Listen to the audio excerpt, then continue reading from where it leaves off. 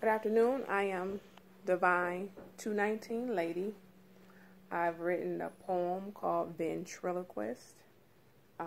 The name was given to me last night, and it was put upon me to write a poem based on the word ventriloquist.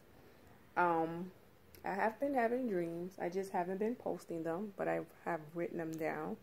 I may add those to YouTube eventually. But I'm going to go ahead with this poem. You guys can critique it, positive, negative, like, dislike. All are welcome. It's called Ventriloquist. Look how many dummies are dispersed throughout the earth, those who say they are in control of themselves since birth.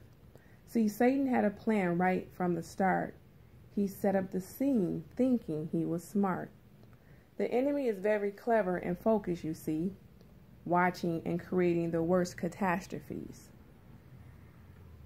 He's been around since before Adam and Eve, and came up with a clever way to integrate Adam and Steve. The illusion to assist is that love conquers all. He distorted and twisted what love meant right from the fall. See, people today find ways to make their sin right for them, while Satan is standing there waiting for a way to enter them. Once the temptation is placed right before their eyes, then Satan puts on his white gown and goes into disguise. The window of opportunity was always through the flesh. He aimed for it, conquered it, and ventriloquist your mind. You began to say and think things controlled by the flesh, while slowly losing the light God placed within yourself. The devil sat back and invited 7 more of his peers to make it even harder to despise each and every one of them.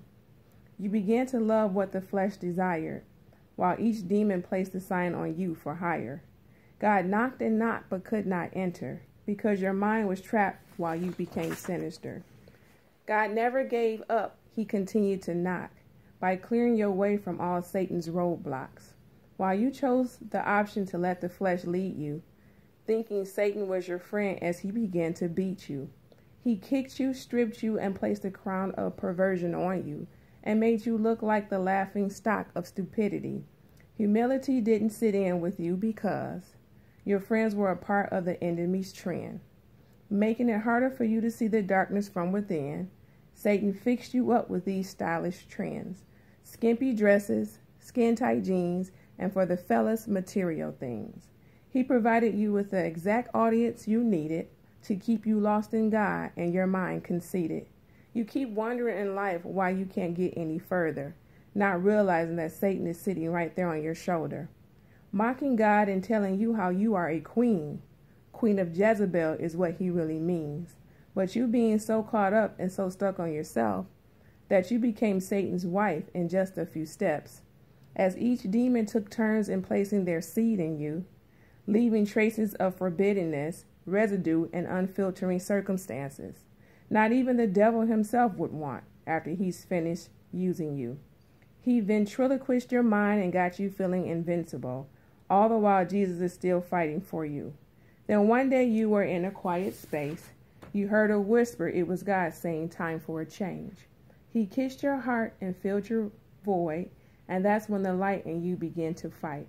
The devil struggled, tussled, and held on as his support system began to move on.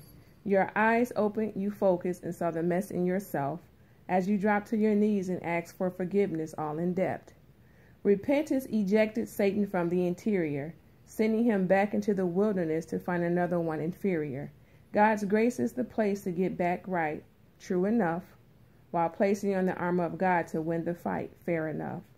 God will always love you without a doubt, and be thankful that Jesus died on the cross for you. Now shout. Thank you.